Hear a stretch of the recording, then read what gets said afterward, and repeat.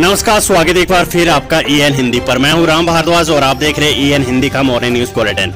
आज है 14 अप्रैल 2021 और हिमाचल प्रदेश की आज की सबसे बड़ी खबरें हम आपके लिए लेकर आए हैं। तो हमेशा की तरह वीडियो को लाइक कर दीजिएगा और चैनल पर नहीं जुड़े आप सब्सक्राइब जरूर कर दीजिएगा ताकि हिमाचल प्रदेश की हर बड़ी खबरों की अपडेट्स आपको मिलती रहे। पेश है आज की सबसे बड़ी खबरें। बड़ी खबर, परीक्षाओं की ड्यूटी के लिए कॉलेज शिक्षकों का कॉलेज में आना अनिवार्य। हिमाचल प्रदेश में कॉलेजों की परीक्षाओं में जिन शिक्षकों की ड्यूटी लगी उन्हें भी 21 अप्रैल तक शिक्षण संस्थानों में अनिवार्य तौर पर आना होगा। मंगलवार को उच्च शिक्षा निदेशालय की ओर से इस बाबत सभी कॉलेजों के प्रिंसिपलों को लिखित निर्देश जारी कर दिए गए। 21 अप्रैल तक अवकाश उन्हीं शिक्षकों को रहेगा जिनकी परीक्षा के कार्यों के लिए ड्यूटी नहीं लगी होगी। निदेशक ने बताया कि स्कूल परीक्षाओं की तर्ज पर ही कॉलेज परीक्षाओं की ड्यूटी में भी नियुक्त अगर कोई शिक्षक कोरोना संक्रमित हो जाता है तो साथ लगते कॉलेजों से शिक्षकों को बुलाया जाएगा।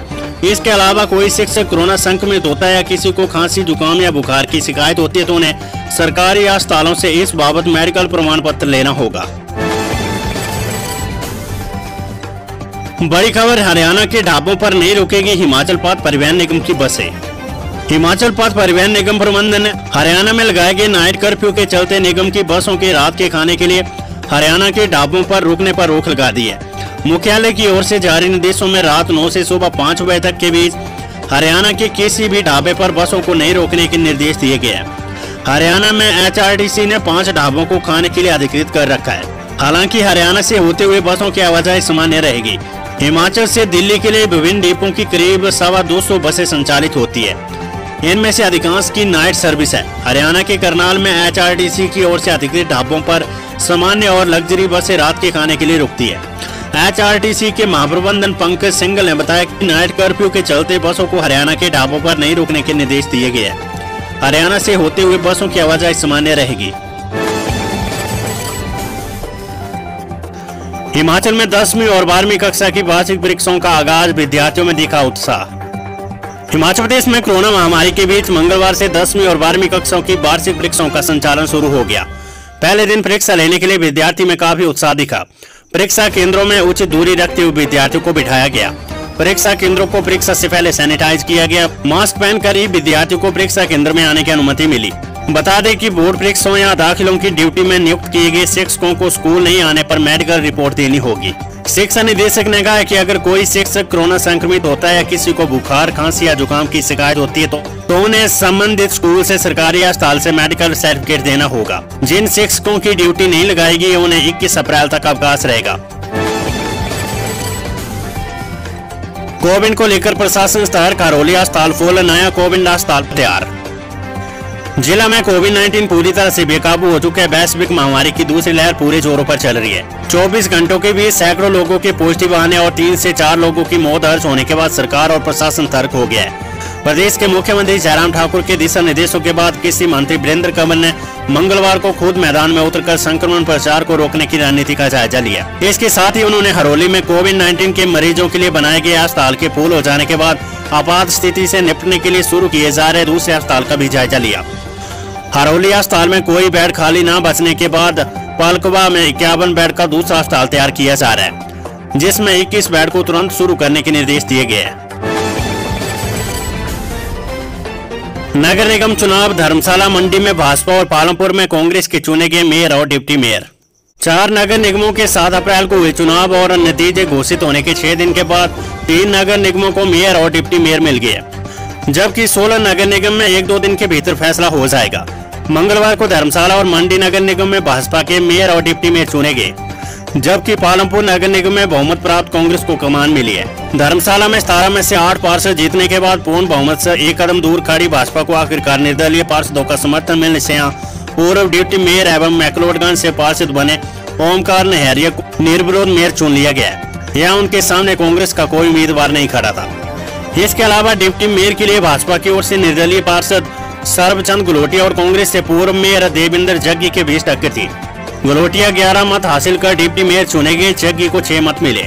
मिनी सचिवालय धर्मशाला के कैबिनेट हॉल में पार्षदों के शपथ ग्रहण समारोह के बाद मेयर डिप्टी मेयर का चुनाव हुआ। उधर मंडी नगर निगम की पहली महापौर बाढ़ तेरा धनेटा की पेशे से अधिवक्ता दीपाली जसवाल निर्विरोध चुनी गई है।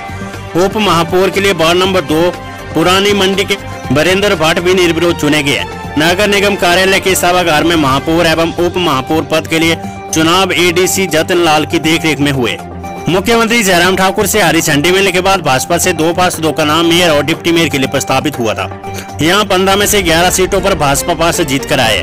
उप महापौर बने वीरेंद्र भट्ट पुरानी मंडी से दूसरी बार चुनाव जीते हैं।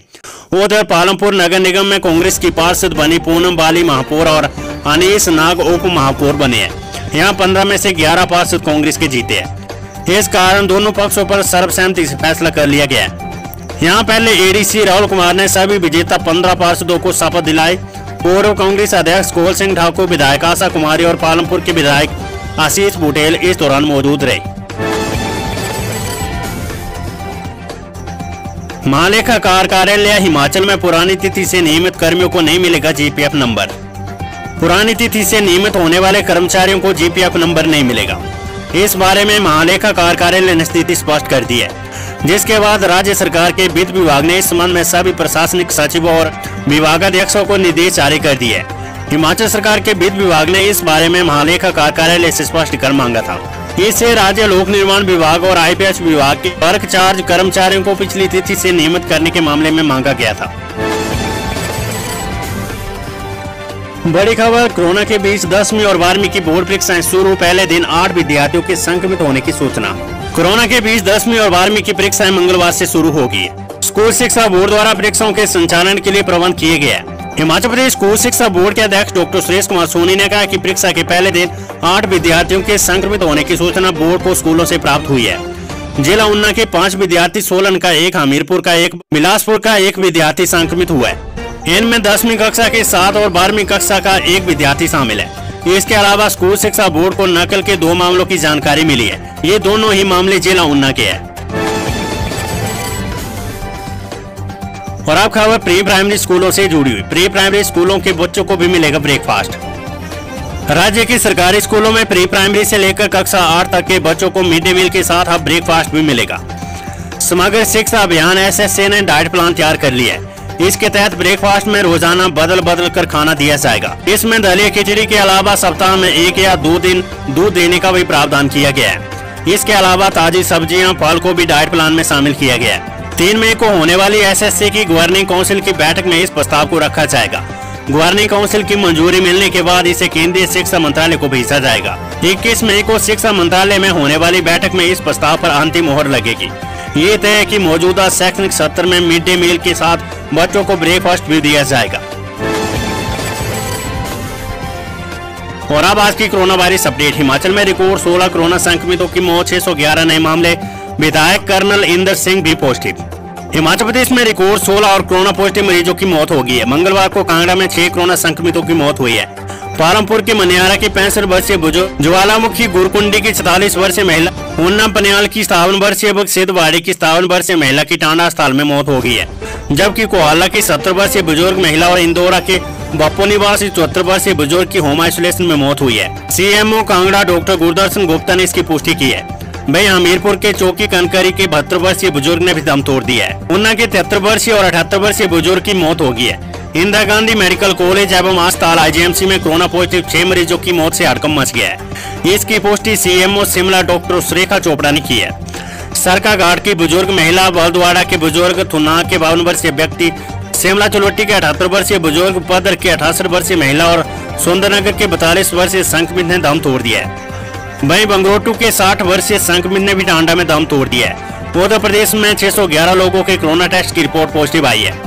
ये रात को स्वास्थ्य विभाग द्वारा जारी किए आंकड़ों के अपडेट्स हम आपको दे रहे हैं। कांगड़ा जिले में 148, मंडी 152, शिमला 79, सोलन 57, बिलासपुर 49, हमीरपुर 44, ऊना 41, कुल्लू 26, लाहौल स्पीति 9, सिरमौर 4 और किन्नौर में 2 नए मामले आए हैं। इसके साथ ही प्रदेश में कोरोना संक्रमितों का कुल आंकड़ा 71,394 पहुँच गया है।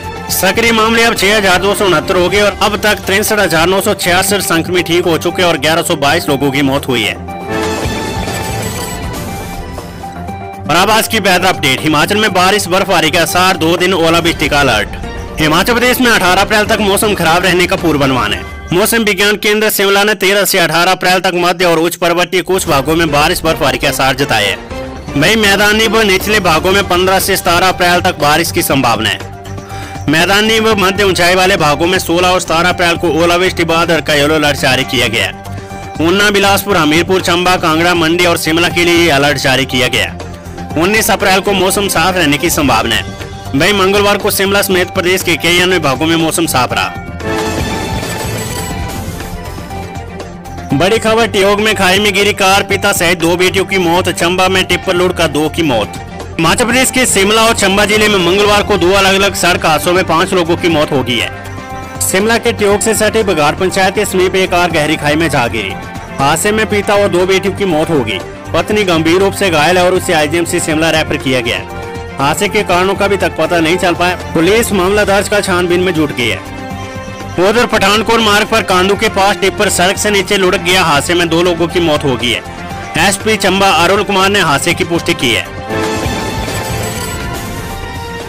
कोविड के मामलों को देखते हुए, क्योंकि लगातार तेजी से इसमें जो है वो इंक्रीज हो रहा है, ऐसे में एक हमने एडवाइजरी जो जारी की है उसको मॉनिटर करने के लिए हमने मैकेनिज्म किया है उसमें। और मैं यही कह रहा था पहले तो हम चाह रहे थे कि हमारा टूरिस्ट सीजन जो है प्रभावित ना हो। इसको देखते हुए, क्योंकि पिछले साल भी हम टूरिस्ट सीजन को खोए हैं पूरी तरह से इस कोविड के कारण, ऐसे में अब की बार कुछ गुंजाइश बनी रहे, सब लोगों का ऐसा कहना था। हालांकि हमने एसओपी जो है वो जारी किया है जो होटल इंडस्ट्रीज है, तो सबसे ज़्यादा इसको इन्फोर्स करने के लिए, सबसे ज़्यादा इसको वहाँ पर देखने के लिए, जहाँ भी जो बाहर के लोग आएंगे होटल में जाएंगे, वहाँ जो एसओपी जो हमने जारी किया है उसके तहत उन सारी चीज़ को वहाँ पर इंश्योर करेंगे। बीच में रोक करके चेक करना, बॉर्डर पर चेक करना, वो बहुत असुविधा देता है, मुश्किल देता है, लोगों को कठिनाई देता है। तो ऐसी सूरत में उस सारे मैकेनिज्म का हमने इसी तरह से किया है कि जहाँ भी वो होटल वगैरह में जाएंगे, पर्टिकुलरली ज़्यादा इसमें टूरिस्ट लोग होंगे और टूरिस्ट के साथ जो बिजनेस कम्युनिटी के लोग जो प्रेफरेबली होटल में ठहरेंगे, तो होटल में जो एसओपी हमने जो जारी किया ठहरने के लिए उसको स्ट्रिक्टली एनफोर्स करेंगे। तो ये थी हिमाचल प्रदेश की आज की सबसे बड़ी खबरें। अन्य खबरों के लिए आप boltahimachal.com पर भी जा सकते हैं। लॉग इन करें www.boltahimachal.com। इस पर आपको पूरी अपडेट्स दिन भर की हम देते हैं। नमस्कार, जय हिंद, जय भारत। दोस्तों, अगर अभी तक आपने हमारे चैनल को सब्सक्राइब नहीं किया है तो यहाँ क्लिक करके हमारे चैनल को सब्सक्राइब कर लें। साथ ही इस नोटिफिकेशन बेल पर भी जरूर क्लिक करें, जिससे कि आप हमारे आने वाले सारे वीडियोस की नोटिफिकेशन अपने मोबाइल पर पा